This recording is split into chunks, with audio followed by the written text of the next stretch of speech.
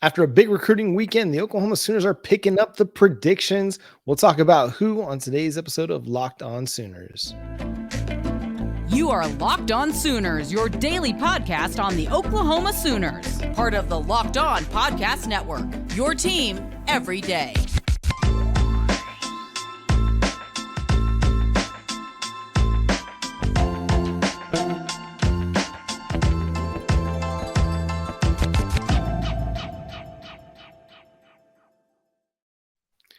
What's up, Sooner Nation? Welcome to Locked On Sooners, and thank you for being with us. My name is John Williams. You can follow me on Twitter at John9Williams. My buddy here is Josh Helmer. You can follow him on Twitter at JoshOnRef. You can also hear him Monday through Friday from 9 to noon on 94.7 The Ref in Norman. Josh, it was a big recruiting weekend in Norman for Brent Venables, his coaching staff, and the entire recruiting staff, the on-campus people as well, as they hosted a ton of 2024, few 2025 prospects in Norman this weekend and picked up a couple crystal balls. And we're just on Sunday night at this point. Who knows what else could transpire later in this week, Josh. But first of all, let's talk about the 2024 Rivals Future Cast that they got. Xavier Robinson out of Carl Albert High School in Midwest City, the Oklahomans 2022 Offensive Player of the Year at running back, Josh. Yeah, and it looks, just judging off of the recruiting sites out there, that there's a little bit of discussion maybe what his future looks like, whether or not he's a running back or a linebacker going forward, which just simply the frame, John, 6'2", 218, 220. Yeah, probably, depending on how you can run, you could play either running back or linebacker. Probably more of the consensus, it feels like, is running back with Xavier Robinson. Just you see both 24/7 Sports and On3 projecting him out as a running back. Really, it's just Rivals that has him projected as an inside linebacker. And judging from those recruiting him at Oklahoma, I'm guessing, recruited by DeMarco Murray is a pretty telltale sign that Oklahoma views him as a running back. But that's kind of an interesting little angle that somebody, and we're seeing that at Oklahoma right now, John, that guys that have played multiple positions in high school, all of a sudden it doesn't work out one place. Well, then you flip-flop to maybe the other side of the football and take a chance at seeing if you can crack the rotation there. So looks like Oklahoma is trending in a positive direction for someone that is predicted to be a running back at OU, but who knows, some positional versatility maybe. Yeah, this is a kid that, I mean, you mentioned he's being recruited by DeMarco Murray. He also tagged Brent Venables in some of his tweets as well. So could it be that they see him as a linebacker? I think the book might be still out on that, but it's easy to see the possibility at running back. I mean, okay, 6'2", 220. This guy sounds like the next coming of Ramondre Stevenson, just with the size. If he's got the physicality to play linebacker, you'll love that in a running back. But this kid ran for 2,000 yards in the 2022 season at the high school level. Again, I mentioned he was the Oklahomans 2022 Offensive Player of the Year in Class 5A, led Carl Albert to a state title, ran for 180 yards and 2 touchdowns. He also threw 2 passes for 28 yards and a touchdown, and caught two passes for 22 yards and a touchdown. So the dude's an athlete. The dude can play football. And that's the thing that's really intriguing about the Brent Venables style of recruiting. They're just looking for football players. I think we see the kind of the other version of this in Eric McCarty, who was not available for that state championship loss for McAllister. A guy who played a lot of running back and kind of lined up in wildcat formations at quarterback for McAllister, but also played linebacker on the defensive side of the football. Just looking for straight up athletes, dudes that they can put out there on the field and are going to win their matchups, whether it's at linebacker, safety, in Eric McCarty's case, or at running back in potentially Xavier Robinson's case. So I do think it bodes well if Oklahoma sees him as a running back. It seems like it's going to be a guy that could transition and play that position very, very well. And we're seeing this emphasis from the Oklahoma Sooners recruiting staff and coaching staff with Brent Venables, is really trying to make sure that they get some of those top targets in the state of Oklahoma each recruiting cycle. They did it in 2022, even though they missed out on a couple guys, but they're really, trying to hone in. I mean, we know David Stone's a big priority. Zadavian Sims is also a big priority out of Durant. You're also looking at Maliek Robinson or Patterson Robinson, also out of the Westmore area, Westmore High School. So a lot of these, top targets, Oklahoma wants to be involved in heavily. So seeing them get a Rivals future cast from Josh McQuistion over at Sooner Scoop on this front is big. It's big time news, Josh. It is. And, as you discussed, I would put Xavier Robinson, at least right now, even though he's been highly, highly productive, I would put him a little bit in just based on what recruiting rankings say. And that doesn't tell the full picture, but 3-star guy right now, according to Rivals, 3-star guy, according to On3, unrated, according to 24/7 Sports at this point of the 2024 cycle. I would imagine that will change just based on the offer sheet that Robinson has got. And really all of this for him started at the end of last season. And, the chronological order of the offers probably doesn't always tell the full story, John, but sometimes it does, right? Sometimes it shows that one school was in very, very early and they really liked what they saw. And then maybe everybody else kind of followed the leader there. So just the timeline for Robinson looks like this. North Texas was the first offer.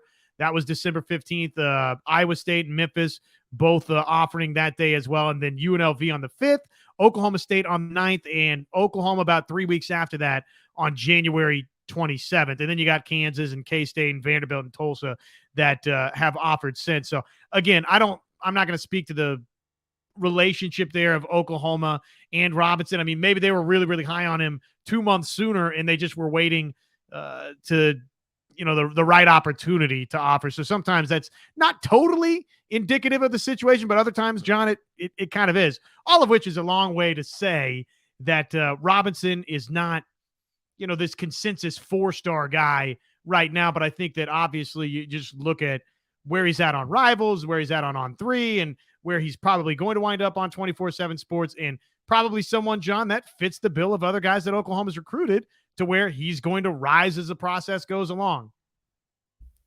Yeah, that's what I see too. Because if he comes out and he has another, 1,500, 1,700 yard season his senior year, I don't know how you can keep him anything less than a 4-star by the time the cycle is done. And a lot of it is just based on how many of the recruiting evaluators get a chance to watch him and get a chance to see him play. Sometimes that's going to be what affects the star status more than anything. I mean, a dude is obviously very, very productive. It's just a matter of will enough, evaluators see his tape and then put in a rating on him to get him, rated highly enough. So we'll see how that kind of turns out. But I think he'll rise in the rankings over the next calendar year. Another crystal ball that the Oklahoma Sooners received, this time from Parker Thune over at OU Insider 247 Sports, on 2025 cornerback or defensive back, Malik Hawkins. Hawkins, if you're familiar with that name, that's the younger brother of Michael Hawkins, who these two are the sons of former Sooner Mike Hawkins, who was coached by Brent Venables in the early 2000s. Got to watch some Maliek Hawkins today, and this dude, okay, he's 6 foot, but he's only $160, but he plays much bigger than $160. Like, he is a physical player as a sophomore. He's unafraid to come up and run support. He's unafraid to put on a hit in the wide receiver screen game. He's looking to come up and hit people. In coverage department, he plays a lot of press man. He wants to get physical. He wants to get his hands on guys and doesn't lose technique when he plays press man, doesn't lose technique when he's, trying to play bump and run. He still is in phase, mirroring guys really well. I like what I see out of this kid. I know the connection to Michael Hawkins, the 4-star quarterback, is going to be the obvious one for everybody. But I think if you were to separate the two, if you were to take Michael Hawkins and he's part of some other family, Malik's not a Hawkins, Michael's not a Hawkins. They're not, Oklahoma legacies. You just take Malik on his own merits.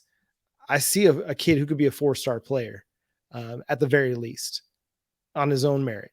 So you could look at his offer sheet. He's only got 3 offers right now: Oklahoma, Arkansas, and Texas State. I'm sure a lot of this has to do with the idea that maybe he and Michael are tied together. And so teams aren't throwing a lot of offers at Malik right now, even though, and still it's really early in his process too. I mean, he's a 2025 kid. So we're 2 years out from, the 2025 National Signing Day. But I think if it wasn't potentially a package deal with those two, you'll start seeing his offer sheet fill up too. And you may even start to see it fill up over the next few months because this is a really, really good football player.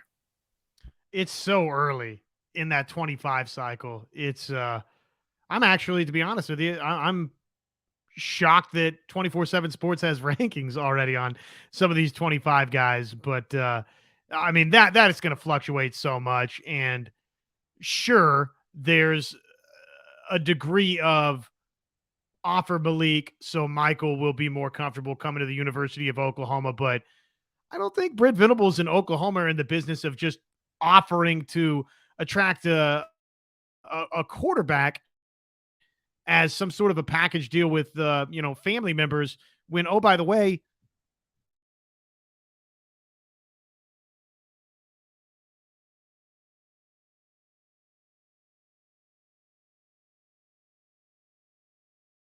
and my mic's muted. So thank you everybody for sticking around and sticking with us. Let me talk to y'all about Built Bar. We'll come back and let Josh finish his point here in a second. Built Bar is the best tasting protein bar ever. Easy to eat, 100% covered in chocolate. It tastes great. It's great for you. Low calorie, low carb, low sugar, high in protein. You can get it at Walmart and a lot of places. Sam's Club has got it as well. Great flavors. The peanut butter brownie, the mint brownie, some of my personal favorites. Some of the guys on the network, they love the Built Puffs. They taste really good as well. The marshmallow texture. If you like marshmallow, you like a good s'mores treat, go check out the Built Puffs. They're really, really good too. They, again, high protein, low calorie, low sugar. And yes, I know what you're thinking. How could a marshmallow textured treat be low sugar? It just is. Just take my word for it. They're fantastic. Been eating on them for more than 2 years now. Love Built Bar. Go to built.com, use promo code LOCKED15, get 15% off your next order over at built.com. All right, Josh, you were kind of making a point on Malik Hawkins and why Brent Venables and his staff wouldn't just be offering him just to offer him because he's Michael Hawkins' brother, that there's something to the fact that he's going to stand alone on his own merit on this front. Yeah, I think so. I just don't think that that's how Brent Venables and this staff wants to do business. I mean, for lack of a better explanation, I think, the Oklahoma's not trying to just cut a bunch of package deals just to cut a bunch of package deals, especially when, oh, by the way, the point I was getting to, John, was you signed a 5-star quarterback. So I don't think Oklahoma is under this belief that, oh man, we got to pull all the stops out to get this quarterback to sign with us. Oklahoma doesn't have to do that. The track record of Oklahoma tells you OU doesn't have to do that. So that tells me OU sees, again, somebody, both of the guys that we've talked about tonight, Oklahoma sees somebody like with Robinson to where they say, okay, we're out in front of this. We love the evaluation. We think this is somebody that's going to wind up very, very highly regarded in the 25 cycle by the time it's all said and done. Yep. And I think that's one of my favorite things about this staff is they see what they see and they like what they see. If a kid's getting an offer, it's because they believe he can play football and he's a really, really good football player. Are they going to miss on evaluations? Sure, they are. It's going to happen. Everybody misses. NFL teams miss all the times on their draft evaluations. It just happens. But the traits that they're looking for, aggressive, physical, fast, you see that in Malik Hawkins. And he's just a sophomore in high school, or just, he just played his sophomore season and he's already 6 foot 160. So he has a chance to add a couple more inches or more to his, his height, add a lot more weight to his frame and be even more physical and even more aggressive, which is kind of a scary proposition if you're North Texas wide receivers out there, that Malik Hawkins, who already was a really good player, could be even bigger, stronger, faster by the time he finishes high school. Let's turn the page here. Let's talk a little bit of wide receiver talk. Emmett Jones, our new wide receivers coach over at the University of Oklahoma, had and I love, if you haven't followed Emmett Jones on Twitter, make sure you do that because it's a lot of fun. Everybody on Oklahoma's staff does a really good job on social media, but he's been one of my favorite follows so far because I don't know, he just gets me hyped up. But Emmett Jones back on March 3rd, which was on what was that, Friday, threw out a tweet saying high school coaches always walk the halls or hang out in the gym to find potential players. Look what the football god placed in my room, with a highlight of DJ Graham's one-handed interception against the Nebraska Cornhuskers. I saw that and I was like, all right, okay, Emmett, I feel you. That's good times right there. Yeah, just the idea that, and I know I get roasted a bunch on this, on this show, because I always forget about DJ Graham. And it's easy to do that because he played cornerback for some time and then made the switch over to wide receiver in the fall. And it's just easy to forget about him sometimes. Well, Emmett Jones is not forgetting about him. And in fact, he's excited about what he sees. And here's what the screenshot looked like. Oh, that's weird. Oh, I put it under background. Let me do it under this. I was trying to add an overlay. Here it is. Sorry, this is terrible. And we lost this. There's that. Here's what he had to say. There you go, YouTubers. If you're on YouTube, you got to see all that good stuff. Again, kind of exciting. It is. And, there's been a lot of Oklahoma fans clamoring that, hey, don't forget about DJ Graham. And, one quick look back to obviously his recruiting portfolio.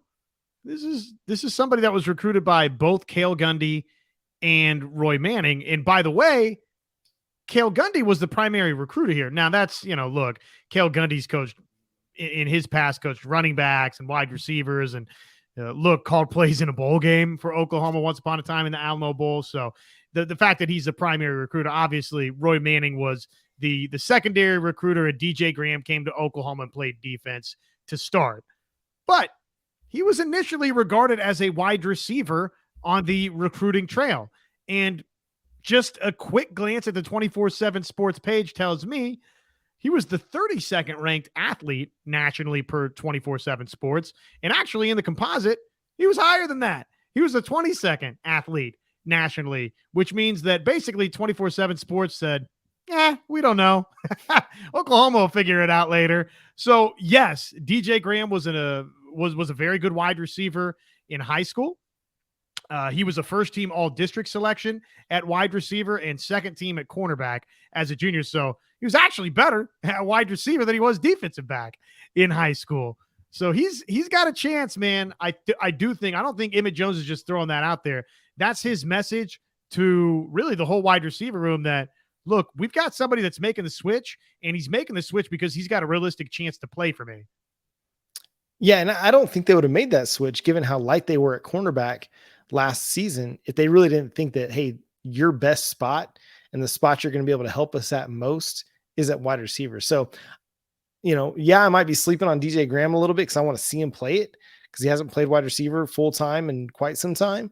But again, if Venables, Jay Valai, Brandon Hall, the coaching staff, everybody, on board believed that it was going to be in his and the Sooners' best interest for him to play wide receiver, I mean, there's no way that they make that switch during the fall of all times. Like they wait until, the off season to make that switch official, but no, they got a head start on it. And actually it's pretty smart, like as opposed to just like continuing to trot him out there at cornerback when you believe that you see him better as a wide receiver, then make the move. Like no sense in waiting on that. So kudos to them for that. I do think he's got a lot of potential.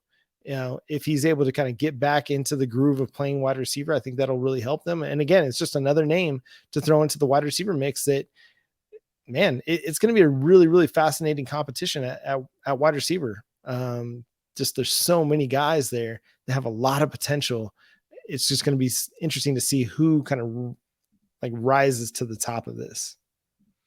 Yeah. And I'm looking at his high school stats via Max Preps, which could be a very dangerous and unreliable source here. But what I'm looking at from what would have been 2018, 37 grabs, 498 yards, 6 touchdowns. And he had the next season, he had 54 grabs and more yardage than the 498. if again, Max Preps is to be believed as any sort of reliable source. So, and that, by the way, was the most productive numbers for what they have for Keller Central. So he was the most productive wide receiver for his team in high school down in Texas. So look, we've said it on a number of different occasions. I think Oklahoma fans, you, the listener, the viewer, everybody's rooting for this to work out, right? I mean, DJ Graham's been nothing but a, outstanding, it's dorky to say, but he's been an outstanding citizen at the University of Oklahoma. He's been a great teammate at the University of Oklahoma. Personality wise, he just seems like a nice kid, seems like a cool guy, a good teammate to be around. So all of those things together make it to where there's no ego involved with DJ Graham. It doesn't seem like, right? I'm not saying that obviously he doesn't have plenty of belief in his own abilities, but he just doesn't come across as arrogant in a way. And so I think a lot of people would really, really like to see him be successful. And I especially would like to see him be successful because each of the last 2 off seasons over at Sooners Wire, I've picked him as a breakout candidate and it's yet to really transpire. So I'm really hoping that this is the year making the move to wide receiver that DJ Graham just flourishes, has an outstanding season, grabs like 40 balls and 6 touchdowns, something like that. And just finally just has that because he's got the athleticism. He's got the ball skills. There's no reason why. I mean, I think this is going to be a really productive year. Sorry for sleeping on him the last few months, but it's going to come. Turning the page, man. What a weekend for Oklahoma athletics. We're not really going to be able to get into all of it tonight because there's just so many things that happened. Like it was a dominant weekend for the Oklahoma athletic department. If you're Joe Castiglione, you're probably just putting your feet up on your desk on Sunday night. Got your, I don't know if he drinks or what he drinks, but has a nice bourbon and just, sitting there, just taking all of the success that his programs had throughout the weekend. Because I mean, you just go down the list and everybody won. Like everybody won. But let's start with softball, Josh, because it was another great weekend. So since the Baylor loss, I did the math. They've outscored their opponents 90-5 since the Baylor loss. In their 4-game weekend in the OU tournament, their first home stretch, they went 4-0. They only allowed 1 run in those 4 games, and that was to Kentucky in the second game in the first game on Saturday, the second game against Kentucky. And that was after, beating Kentucky 18-0 on Friday night.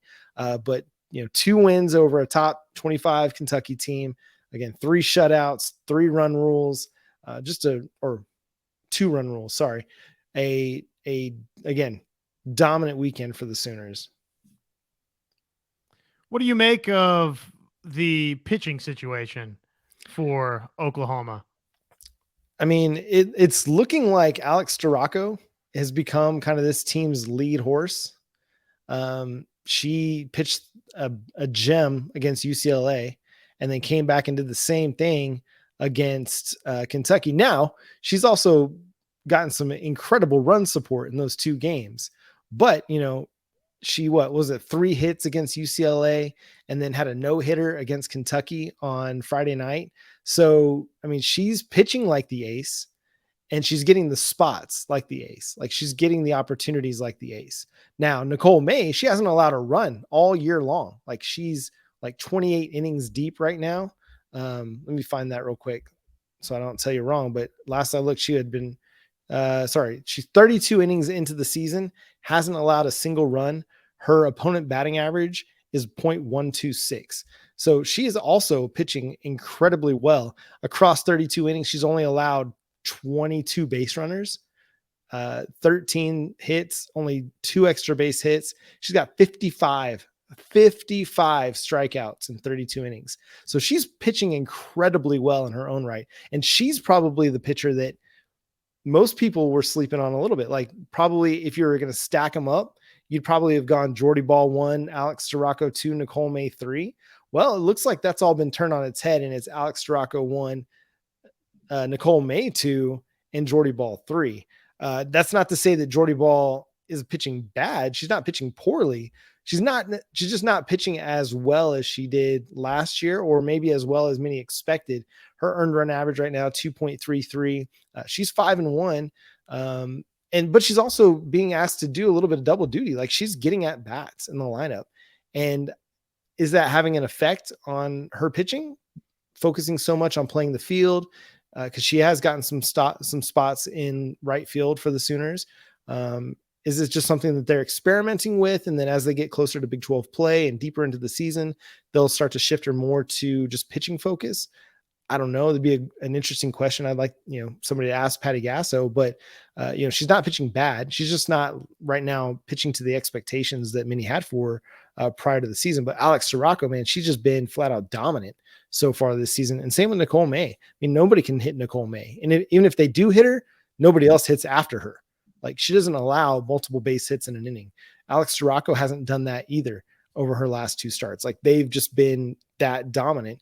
And so even if Jordy Ball is just kind of having some sophomore slump struggles a little bit, Alex Sirocco and Nicole May have been so good that it doesn't really even matter. And then with Kirsten Deal coming in 4th, like she's been really reliable, just kind of as a 5th inning option, which is going to really throw a lot of teams off because you get righty for 4 innings or 6 innings or whatever. And then Kirsten Deal comes in as a left-handed pitcher and throws it for the final inning of the game, whether it's the 5th or the 7th. And I mean, it's just going to mess with you a little bit because you just don't see many left-handed pitchers in college softball. So I'm sure it's going to throw you off.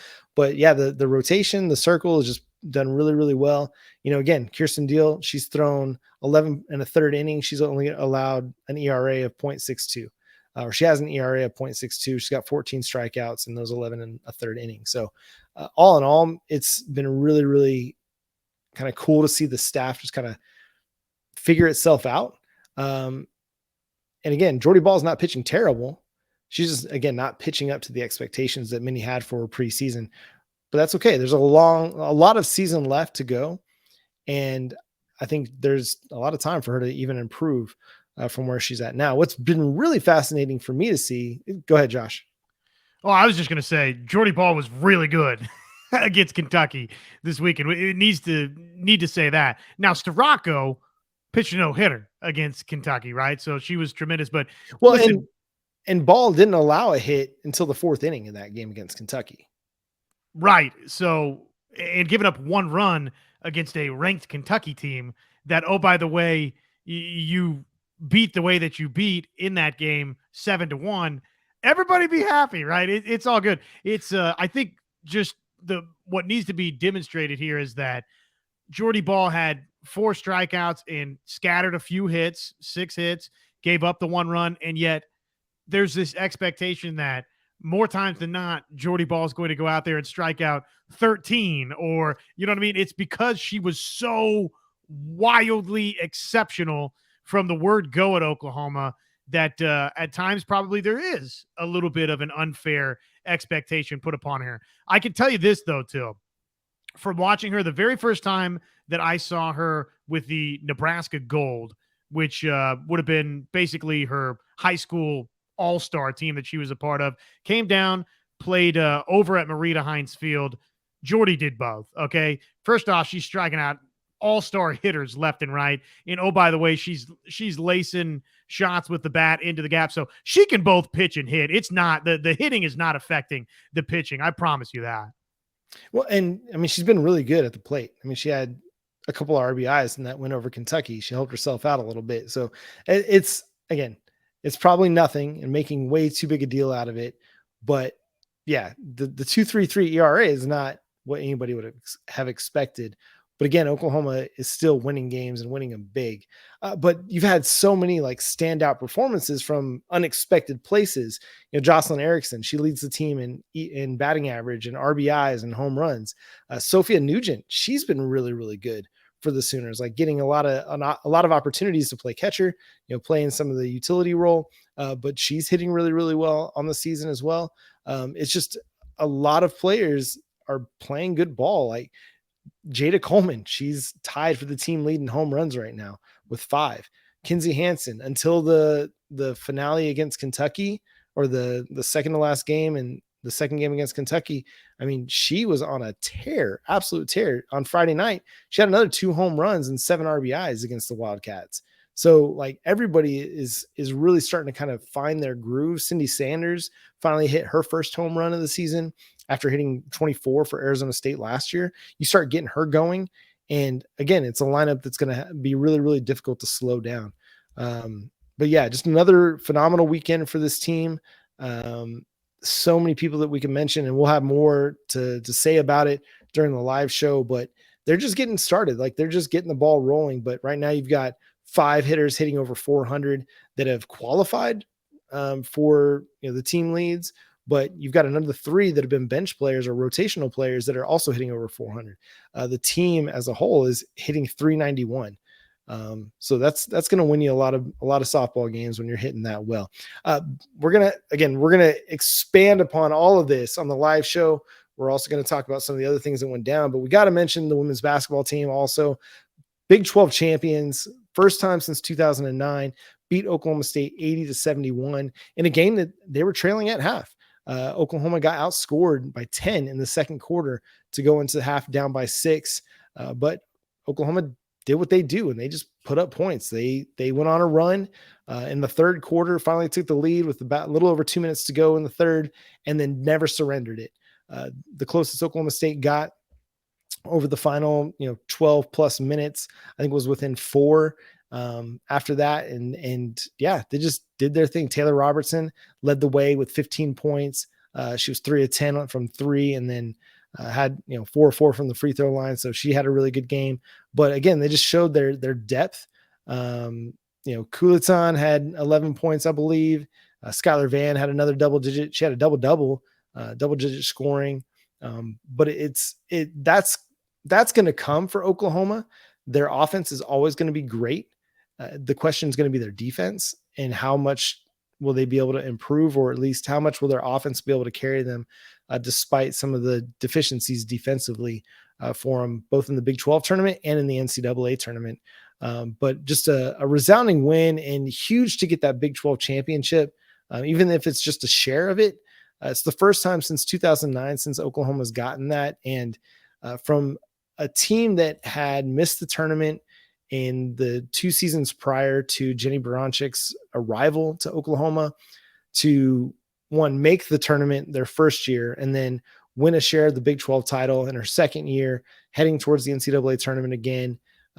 They're easily a top 15 team in the country, and just playing efficient, really fun offensive basketball, the number 2 scoring team in the country. It's really, really fun to see how that program has kind of gone from where it was at the end of the Sherry Cole era, just, showing that it was kind of just time for something new, something different. Despite, the legend that Sherry Cole is in Norman, it was just time for a change, and that's okay. That's just what happens from time to time. But Jenny Baranchik kind of took what Sherry Cole had built and reinvigorated it, breathed new life into it, and has started to build on top of that, and really done so in such a tremendous way. So big shout out to Coach Baranchik and the Oklahoma Sooners women's basketball team, Josh. Well, very well said by you. I would agree with a lot of what was said there.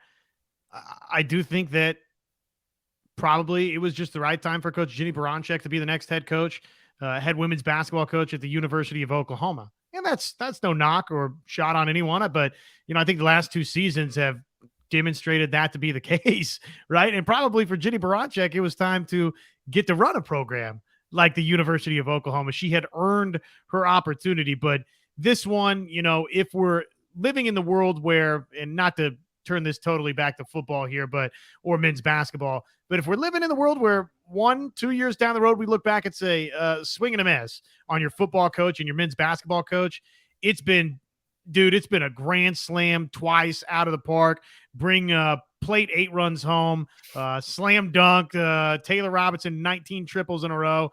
It's been such a home run hit for Joe Castiglione in Oklahoma with Jenny Baranchik. It's a terrific hire. The brand of basketball they play is so fun to watch.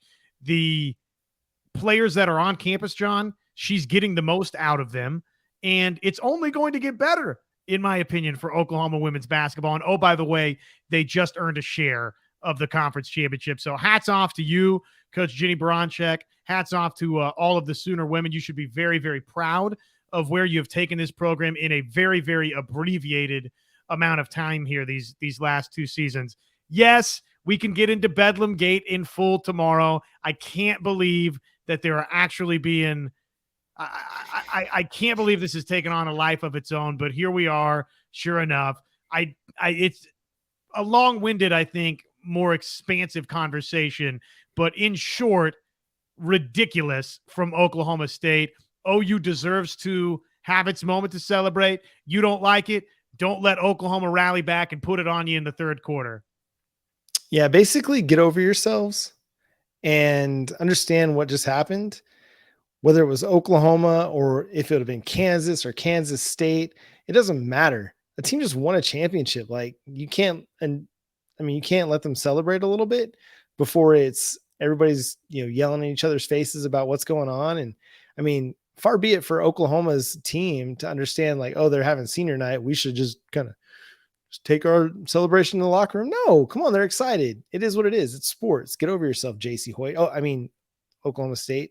But shout out, hey man, Coach Baranczyk, she didn't pull any punches. She didn't lay back. Like, and that's kind of the one thing that's kind of fun about her is like, she's not afraid to let another coach have it. And especially like, I think her and JC Hoyt have kind of gone back and forth a couple times now to where, to me, it's just like, I think Coach Baranczyk's like, hey, listen, come on. You're Oklahoma State. We're Oklahoma.